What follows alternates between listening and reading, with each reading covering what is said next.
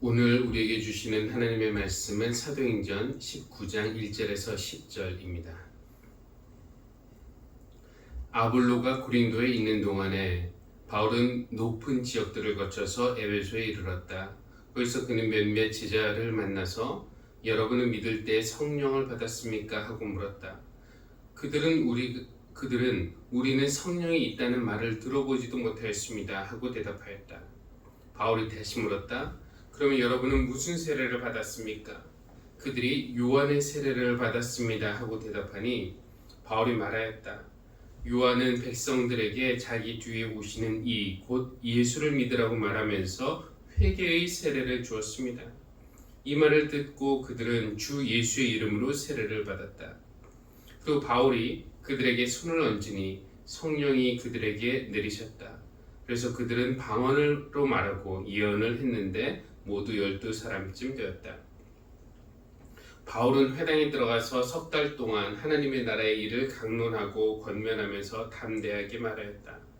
그러나 몇몇 사람은 마음이 완고하게 되어서 믿으려 하지 않고 온 회중 앞에서 이 돌을 비난하므로 바울은 그들을 떠나 제자들을 따로 데리고 나가서 날마다 두란노 학당에서 강론하였다. 이런 일을 이태 동안 하였다. 아시아에 사는 사람들은 유대 사람이나 그리스 사람이나 모두 주님의 말씀을 듣게 되었다. 아멘. 성령 강림절인 오늘 성령의 단비가 우리 마음을 촉촉하게 적셔주시기를 바랍니다. 그래서 딱딱했던 우리 마음이 옥토로 변화해서 그 마음에서 믿음의 새싹이 올라오고 또 우리 삶에서 사랑의 열매가 맺히는 이런 변화가 이 성령 강림 절기에 있기를 바랍니다. 부활하신 주님은 제자들에게 너희는 예루살렘을 떠나지 말고 내게서 들은 아버지의 약속을 기다려라 라고 하시면서 요한은 물로 세례를 주었으나 너희는 여러 날이 되지 않아서 성령으로 세례를 받을 것이다 라고 말씀하셨습니다. 주님이 말씀하신 아버지의 약속이란 바로 성령 세례를 말하는 것이었어요. 그리고 그 약속이 이루어졌습니다. 그 약속대로 오순절날 다락방에 모였던 제자들은 성령의 세례를 받았습니다.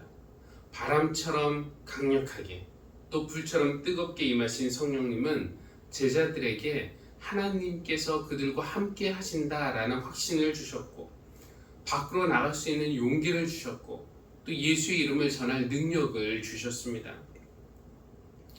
이렇게 성령님이 임하시자 그들은 웅크렸던 사람들에서 일어선 사람들이 된 것입니다.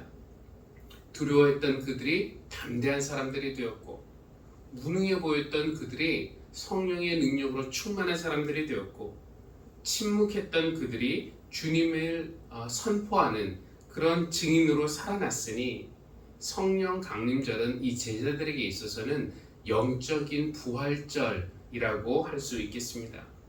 예수님의 부활은 50일 전의 일이었지만 오늘 우리가 성령의 세례를 받아서 영으로 새롭게 태어나는 우리 영이 새롭게 살아나는 그런 영적인 부활절이 되기를 바랍니다. 오늘 우리가 읽은 본문은 요즘 새벽에 나누는 사도행전 본문에서 이어지는 말씀인데요. 바울이 2차 전도여행 끝 무렵에 에베소라는 도시에 잠시 들른 적이 있었습니다. 그때 에베소 사람들은 바울에게 더 오래 머물러 달라고 청했지만 바울은 하나님이 허락하시면 다시 오겠다는 그 약속을 남기며 떠났습니다. 그리고 바울은 약속대로 3차 전도여행을 할 때에 에베소에 돌아왔어요. 그리고 이제 에베소에서 3년을 보내게 되었는데 그러니까 바울이 머물렀던 여러 도시들 가운데서 가장 길게 머문 도시가 바로 에베소가 된 것입니다. 그런데 바울이 에베소에 오기 전에 바울보다 먼저 그곳에 와서 선교를 한 사람이 있었는데 바로 아볼로라는 사람이었죠. 성경은 이 아볼로를 소개할 때 알렉산드리아 출신으로 성경에 능통하고 말을 잘하는 사람이라고 소개하고 있고요. 또 예수의 도를 배워서 그 도의 예수에 관한 일을 열심히 또 정확하게 가르친 사람으로 소개하고 있습니다. 아볼로는 훌륭한 사람이었지만 그에게도 한 가지 부족한 것이 있었으니 성경은 그가 요한, 세례 요한을 말하는 것인데 요한의 세례밖에 알지 못하였다라고 말합니다. 이게 무슨 말입니까? 죄를 회개하고 물로 받는 세례, 이것이 요한의 세례인데 이것은 알고 있었지만 예수의 이름으로 받는 세례, 예수의 이름으로 세례를 받을 때 임하시는 성령님, 즉 성령 세례에 대해서는 잘 몰랐다라는 뜻입니다. 따라서 요한의 세례만을 알고 있던 아볼로에게서 교육받고 훈련받고 지도받은 이 에베소의 교인들도 뭔가 부족하다라는 것을, 부족한 점이 있겠다라는 것을 우리가 짐작할 수 있습니다. 그 부족한 점이 어떤 식으로 표출되었는지는 잘 모르겠는데 바울이 에베소에 도착했을 때 바울도 그것을 느꼈던 것 같아요. 그래서 에베소의 제자들에게 물었습니다. 여러분이 믿을 때에 성령을 받았습니까? 바울이 보기에 이 에베소의 제자들은 성경도 알고 있고 기독교 교리도 알고 있고 뭔가 이 교회의 모양을 갖춘 것 같은데 생명력이 없는 그런 교회처럼 보였던 것 같아요. 이것을 무엇에 비유할 수 있을까요? 아마 연료 없는 자동차로 비유할 수 있을 겁니다. 여러분, 새 차가 있습니다. 번쩍번쩍 빛나요. 멀쩡합니다. 타이어도 멀쩡하고 엔진도 훌륭하고 모든 기계 장치가 정상입니다. 그런데 가지를 않아요. 왜 그렇습니까? 연료가 없기 때문에 그렇죠. 차의 겉모양이 아무리 멋있어도 연료가 없으면 그거는 장식용밖에 되질 않듯이 성령이 없는 교회도 그 맡겨진 사명을 감당하지 못하고 그냥 장식용과 같은 교회가 될 뿐입니다. 교회 건물이 아무리 웅장하고 그 내부가 아무리 아름답고 예배가 아무리 세련되고 프로그램이 아무리 다양해도 그 교회는 살아있다라고 말하기 어렵습니다. 예배를 드려도 성도들의 삶에 변화가 없고 기도를 아무리 해도 응답이 없고 성도들이 열심히 교제하지만 그들 사이에 사랑이 없고 교회에서 열심히 봉사하고 수고하지만 땀만 흘리지 기쁨이 없고 전도하고 선교하지만 열매가 없는 이유는 성령이 계시지 않기 때문에 그렇습니다. 성령을 받았습니까? 여러분 믿을 때 성령을 받았습니까? 라는 바울의 질문에 에베소 제자들의 대답은 더 놀랍습니다.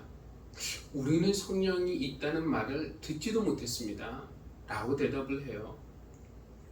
안타깝지만 이것이 아볼로의 에베소 선교의 결과였습니다. 정말 인간적으로 보면은 흠잡을 데 없는 훌륭한 사람 같았지만 그가 한 일에는 한계가 있었던 것입니다. 아볼로는 요한의 세례만 알고 있었는데요. 예수의 세례, 즉 물과 더불어 성령이 임하시는 그 성령 세례는 잘 몰랐고 따라서 이 에베소의 제자들도 잘 몰랐던 겁니다. 스승이 모르니까 제자들이 알 수가 없는 거죠. 이렇게 제자들은 스승의 수준을 넘지 못하는 겁니다. 일반적으로는 그렇습니다. 그러니까 우리가 좋은 스승, 큰 스승을 만난다는 것이 얼마나 중요한 일입니까? 학교에서나 사회에서나 좋은 스승을 만나는 것도 중요하지만 교회에서 좋은 믿음의 스승을 만나는 것은 더 중요할 텐데 제자가 스승의 수준을 넘을 수 없다라는 생각이 목회자이자 또 스승의 역할을 하는 저에게는 상당한 부담과 또 두려움으로 다가오기도 합니다.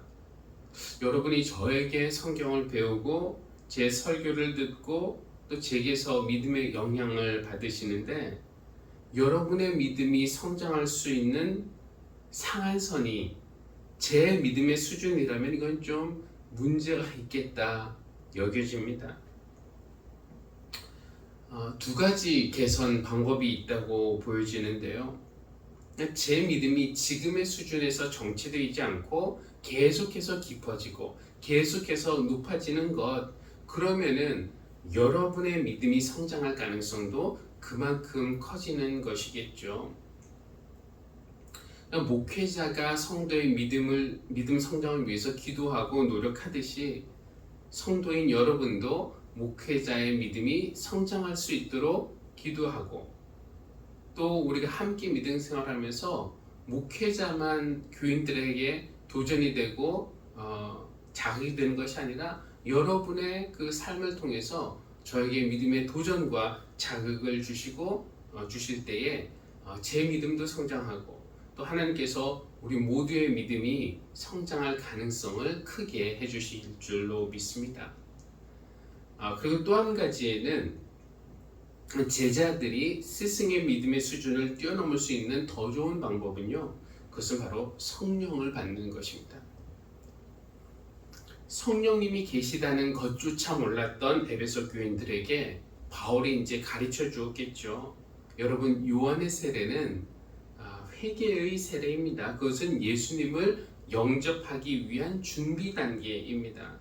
이제 여러분 그 준비 단계를 했으니까 예수님을 여러분 삶에 영접하십시오. 예수님이 오시면은 성령님이 여러분에게 임하실 것입니다. 그런 후에 바울은 그들 위에 손을 얹었을 때 성령이 그들에게 임했습니다. 그러자 그들이 예언도 하고 방언도 했는데 바로 그 순간이 제자들이 그들의 첫 스승인 아볼로의 그 신앙의 수준을 뛰어넘었다는 그런 증거가 되는 순간인 것이죠. 성령님이 여러분에게 임하시고 또 여러분 안에서 일하시면은 여러분은 목회자가 하는 일보다 더 큰 일도 할 수 있습니다. 더 큰 믿음을 가질 수 있고 더 큰 일도 할 수 있는데요. 이것은 제가 하는 말이 아니라 우리 주님이 하신 말씀이죠. 요한복음 14장 12절, 나를 믿는 사람은 내가 하는 일을 그도 할 것이요 그보다 더 큰 일도 할 것이다. 그것은 내가 아버지께로 가기 때문이다. 예수님이 아버지에게로 가시면은 성령님이 오시는 것이고, 성령님이 오시면은 그리고 제자들과 함께 하시면은 이 제자들은 예수님이 하셨던 일보다 더 큰 일도 할 것이라고 예수님이 말씀하시는 겁니다. 정말 그럴 수 있을까요? 이거 쉽게 믿겨지지가 않습니다. 우리가 5,000명이 있다고 한들 예수님이 하셨던 일보다 더 큰 일을 우리가 할 수 있겠습니까? 그런데 성령님이 우리에게 오셔서 우리를 통해서 또 우리 안에서 일하시면은 성령님이 옛날에는 예수 한 분을 통해서 하셨던 그 일을 이제 우리 5,000명을 통해서 하시는 것이니 더 큰 일이 될 것이라는 것입니다. 그러므로 우리가 성령을 받는 것은 얼마나 중요한 일인지 모릅니다. 우리가 처음 에베소 제자들처럼 또는 기름 없이 겉만 멀쩡한 자동차처럼 이 신앙의 모양만 가진 그런 교회가 아니라 우리 안에 참 기쁨과 참 생명력이 넘치는 그런 성령 충만한 기독교인들이 되기를 주님의 이름으로 기원합니다. 그러면 우리가 어떻게 성령을 받을 수 있을까요? 쉬운 답은 없지만 사도행전에 보면은 여러 곳에 성령님이 임하시는 그런 장면이 기록되어 있어요. 예를 들어 10장 44절, 베드로가 이런 말을 하고 있을 때에 그 말을 듣는 모든 사람에게 성령이 내리셨다. 이방인 고넬료의 집에 있던 사람들이 성령 세례를 받았습니다. 언제 받았냐면은 베드로가 말씀을 전하는 것을 듣고 있을 때 그들이 성령을 받은 것입니다. 우리가 말씀을 들을 때 성령님이 임하실 수 있어요. 또 2장 1절에 보면은 오순절이 되어서 그들은 모두 한 곳에 모여 있었다. 그때 갑자기 하늘에서 세찬 바람이 부는 듯한 소리가 나더니, 그러니까 성령 강림절 사건이 일어날 때 120명쯤 되는 제자가 한 곳에 모여 있다가 성령을 받았습니다. 우리가 예수의 이름으로 모여서 성령을 기다릴 때 그렇게 기다리면서 기도할 때 성령님은 임하십니다. 그리고 오늘 19장 6절 보니까 바울이 그들에게 손을 얹으니 성령이 그들에게 내리셨다. 세례를 받고 안수하며 기도할 때 성령님이 임하셨습니다. 그러니까 성령님이 임하시는 방법은 다양하다라는 것을 우리가 알 수 있어요. 그분은 자유로운 분이십니다. 바란 것 같아서 그분이 어디서 오시는지 어디로 가는지 우리는 몰라요. 또 그것을 우리가 컨트롤할 수도 없습니다. 그분은 어떤 방법으로든 어떤 형태로든 어느 장소에서든지 우리에게 임하실 수 있습니다. 기도하다가 성령을 받기도 하고, 말씀을 읽다가, 말씀을 듣다가, 성경을 공부하다가 성령 체험을 하는 분도 있고, 또 세례를 받는 중에 아니면 내가 찬양하는 중에 성령이 임하는 분도 있습니다. 어떻게 성령을 받았느냐 보다는 정말 성령을 받았느냐 이것이 더 중요한 것이고요. 또 성령을 받는 것 보다 더 중요한 것은 성령님이 지금도 떠나지 않고 내 안에 계시느냐 이것이 더 중요하다고 할 수 있겠죠. 우리가 성령 받은 것을 어떻게 알 수 있을까요? 우선은 내적인 확신을 통해서 알 수 있습니다. 우리는 육적인 존재인 동시에 영적인 존재이죠. 그래서 성령님이 우리의 영에 주시는 어떤 확신, 우리가 그걸 내적 확신이라고 하는데 그것을 통해서 성령님이 우리와 함께 계심을 우리가 느낄 수 있습니다. 우리 안에 예수님에 대한 의심이 점점 사라지고 믿어지는 그런 마음이 생겼다면 그것은 성령님이 우리 안에 계시다는 증거입니다. 왜냐하면 성령으로 말미암지 않고는 예수님을 알 수도 없고 믿을 수도 없기 때문에 그렇습니다. 마찬가지로 어느 순간 내 안에 불안이 사라지고 평안이 찾아온다면 누군가를 미워했는데 그 미워하는 마음이 그 사람이 불쌍히 여겨지는 긍휼의 마음으로 바뀐다면 그것 역시 내 안에 성령님이 계시다라는 그런 내적 확신의 근거가 될 수 있습니다. 물론 내적 확신만으로는 부족할 수도 있어요. 이 갈라디아서 5장은 성령의 9가지 열매에 대해서 우리에게 알려주고 있죠. 성령의 열매는 사랑과 기쁨과 화평과 인내와 친절과 선함과 신실과 온유와 절제입니다. 성령님이 내 안에 임하시면은 내 안에 사랑하고 싶은 마음이 생기는 것이고요. 기쁨이 넘치게 되고요. 또 평안해지게 되는데 그것을 나도 느끼지만 또 다른 사람도 감지할 정도의 어떤 그런 열매가 있어야 한다는 것입니다. 성령님이 내 안에 충만히 계실 때 우리는 인내하게 되고 오래 참게 되는 거죠. 이웃을 친절하게 대하게 되고 선한 일을 하고 싶어집니다. 이런 것이 성령의 열매인데요.